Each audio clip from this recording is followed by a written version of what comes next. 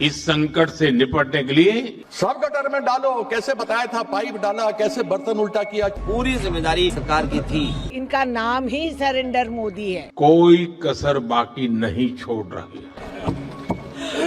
सब घर के नीचे गटर है।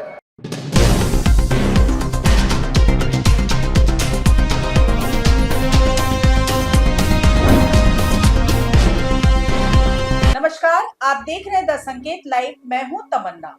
इस समय देश में रसोई गैस यानी एलपीजी को लेकर बड़ी बहस छिड़ गई है दोस्तों। एक तरफ प्रधानमंत्री नरेंद्र मोदी का कहना है कि कुछ लोग जानबूझकर एलपीजी संकट को लेकर डर फैला रहे हैं और इसका फायदा उठाने की कोशिश कर रहे हैं। आजकल बहुत चर्चा एलपीजी को लेकर हो रही है। कुछ लोग हैं जो पैनिक क्रिएट करने का प्रयास कर रहे हैं, अपना एजेंडा चलाना चाहते हैं। मैं इस समय उन पर राजनीतिक टिप्पणी नहीं करना चाहता, लेकिन इतना जरूर कहूंगा कि ऐसा करके वो जनता के समक्ष खुद को एक्सपोज हो ही रहे हैं, पूरे देश का भी बड़ा नुकसान कर रहे हैं। जबकि वहीं दूसरी तरफ देश के कई हिस्सों से गैस की किल्लत और लंबी लाइनों की तस्वीरें सामने आ रही है, जिससे यह सवाल खड़ा हो गया है कि आखिर सच क्या है। क्या वास्तव में एलपीजी को लेकर पैनिक फैलाया जा रहा है या फिर देश में सचमुच गैस सप्लाई को लेकर गंभीर समस्या पैदा हो गई है दोस्तों। प्रधानमंत्री नरेंद्र मोदी ने इस पूरे मुद्दे पर बयान देते हुए कहा, कुछ लोग जानबूझकर डर का माहौल बना रहे हैं और ऐसे लोग अपने राजनीतिक एजेंडे को आगे बढ़ाना चाहते हैं। उन्होंने चेतावनी दी कि एलपीजी की कालाबाजारी करने वालों के खिलाफ सख्त कार्रवाई की जाएगी। आज इस मंच से मैं राज्य सरकारों से भी एक अनुरोध है। ये जरूरी है कि कालाबाजारी न हो, अफवाहें न फैले, इसलिए स्थिति की गंभीरता से मॉनिटरिंग आवश्यक है। जो कालाबाजारी कर रहे हो उनके खिलाफ बड़े एक्शन भी होने चाहिए और सरकार ये सुनिश्चित करेगी कि आम लोगों को किसी तरह की परेशानी ना हो। लेकिन जमीनी स्तर पर सामने जो आ रही है तस्वीरें कुछ और ही कहानी बयां कर रही है। देश के कई शहरों में गैस एजेंसियों के बाहर लंबी लंबी लाइनें लग रही हैं।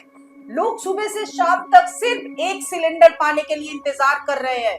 कई परिवार ऐसे हैं जिनके घरों में चूल्हा तक नहीं जल पा रहा है क्योंकि उन्हें समय पर सिलेंडर ही नहीं मिल रहा है। कई जगहों पर ये आरोप भी लग रहे हैं कि जमाखोरी और कालाबाजारी के कारण हालात और खराब हो रहे हैं और कुछ लोग ज्यादा कीमत देकर सिलेंडर बेच रहे हैं। इस पूरे मामले में विपक्ष और कई सामाजिक संगठनों ने केंद्र सरकार को घेरना शुरू कर दिया है। उनका कहना है कि अगर देश में गैस की कोई कमी नहीं है तो फिर अखबारों और टीवी चैनलों में लगातार गैस संकट की खबरें क्यों आ रही है। सरकार के गलत फैसले की वजह से आज लोगों को लकड़ी पे खाना बनाना पड़ रहा है, घरों में भट्टी बनानी पड़ेगी, चूल्हे तैयार करने पड़ेंगे और बाजार में जिस तरीके से मारामारी है, जो इलेक्ट्रिक से चलने वाले हीटर या इलेक्ट्रिक से चलने वाली प्लेट्स की मारामारी है, वो आप देखने को मिलेगी। ये एलपीजी की जो कमी है, एलपीजी नहीं मिल पा रहा है, उपलब्ध नहीं हो पा रहा, उसकी पूरी जिम्मेदारी भारत सरकार और उत्तर प्रदेश सरकार की थी। ये दोनों अपनी जिम्मेदारी से भाग रहे हैं, उसकी वजह से ये इतना बड़ा संकट पैदा हुआ है। देश के बड़े अखबार जैसे दैनिक भास्कर, दैनिक जागरण, अमर उजाला, हिंदुस्तान और पत्रिका समेत कई मीडिया संस्थानों में लगातार ऐसी खबरें प्रकाशित हो रही हैं, जिनमें गैस की किल्लत और होटल रेस्टोरेंट बंद होने की बात कही जा रही है दोस्तों।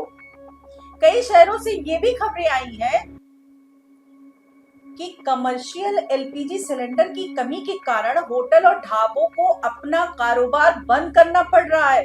हालात इतने खराब बताए जा रहे हैं कि कुछ शहरों में गैस एजेंसियों के बाहर सैकड़ों मीटर लंबी लाइनें लग गई हैं। उदाहरण के तौर पर उत्तर प्रदेश की राजधानी लखनऊ में गैस सिलेंडर के लिए लगभग 400 मीटर लंबी लाइन लगने की खबर सामने आई है। प्रशासन ने लोगों से अपील की है कि वे पैनिक ना हो, लेकिन लोगों का कहना है कि बुकिंग करने के कई दिनों बाद भी उन्हें सिलेंडर की डिलीवरी नहीं मिल पा रही है। इसी बीच इस पूरे मुद्दे को लेकर संसद में भी तीखी बहस देखने को मिली। कीर्ति आजाद ने संसद में प्रधानमंत्री नरेंद्र मोदी के 2017 के उस पुराने बयान पर तंज कसा जिसमें उन्होंने गटर गैस यानी नाली से निकलने वाली गैस से चाय बनाने की बात कही थी। सदन जानता है कि हमारे माननीय प्रधानमंत्री जी का जो सोच है वह आविष्कार के बारे में सोचते हैं, और यदि जो 2017 में प्रधानमंत्री जी ने कहा था यदि उसको यह सरकार मान लेती, रिसर्च एंड डेवलपमेंट कर देती, यदि सप्लीमेंट्री बजट नहीं अगर मेन बजट में भी पैसा दे देती, तो आज गटर गैस से वो सारी कमी पूरी हो सकती थी जिस गटर गैस के बारे में प्रधानमंत्री जी ने बात किया। सब घर के नीचे गटर है, सब गटर में डालो, कैसे बताया था, पाइप डाला, कैसे बर्तन उल्टा किया, छेद किया और उसमें से निकलता तो पैसा भी बचता। इतना हमें आयात करने की आवश्यकता नहीं पड़ती। कीर्ति आजाद ने कहा कि अगर उस समय इस पर विचार कर गंभीर रिसर्च की जाती और बजट में पैसा दिया जाता तो शायद आज देश को गैस की कमी का सामना नहीं करना पड़ता। हालांकि ये बयान एक राजनीतिक तंज के रूप में दिया गया था, लेकिन इससे ये साफ है कि एलपीजी संकट अब एक बड़ा राजनीतिक मुद्दा बन चुका है। दरअसल इस पूरे संकट के पीछे अंतर्राष्ट्रीय हालात भी एक बड़ी वजह बताए जा रहे हैं। मिडिल ईस्ट में चल रही अमेरिका, इजराइल और ईरान की जंग का असर वैश्विक ऊर्जा सप्लाई पर पड़ रहा है और इसी वजह से भारत समेत कई देशों में गैस और तेल की आपूर्ति प्रभावित हुई है। बताया जा रहा है कि गैस सप्लाई में आई रुकावट के कारण कई राज्यों में स्थिति बेहद तनावपूर्ण हो गई है। मध्य प्रदेश में कई जगहों पर गैस सिलेंडर की बुकिंग लगभग ठप जैसी स्थिति में पहुंच गई है। वहीं पंजाब से एक बेहद दुखद खबर सामने आई, जहां गैस एजेंसी के बाहर लाइन में लगे एक बुजुर्ग व्यक्ति की हार्ट अटैक से मौत हो गई। बताया जा रहा है कि वे कई घंटों से लाइन में खड़े थे। इसी तरह केरल में गैस की किल्लत का असर होटल उद्योग पर साफ दिखाई देने लगा है। रिपोर्ट्स के मुताबिक वहां लगभग 40% रेस्टोरेंट बंद होने की कगार पर पहुंच गए हैं क्योंकि उन्हें कमर्शियल एलपीजी सिलेंडर ही नहीं मिल रहा है। दिल्ली में भी इस मुद्दे को लेकर राजनीतिक विरोध प्रदर्शन देखने को मिला, जहां कांग्रेस कार्यकर्ताओं ने केंद्र सरकार के खिलाफ प्रदर्शन किया। देखिए, वास्तव में ये झूठे अफवाहें फैला के फिजूल के हौसला दिला दिए पब्लिक को कि कोई शॉर्टेज नहीं होगी। तुरंत सिलेंडर का दाम बढ़ा दिए, रेस्टोरेंट बंद हो जा रहे हैं। प्रधानमंत्री जी क्या कर रहे हैं? जब पार्लियामेंट जारी है जाके प्रचार में घूम रहे हैं। इलेक्शन की जरूरत है तो मिस्टर नरेंद्र मोदी को हम ये कह रहे हैं, हाउस में आइए, ऑल पार्टी मीटिंग करिए, सच बताइए।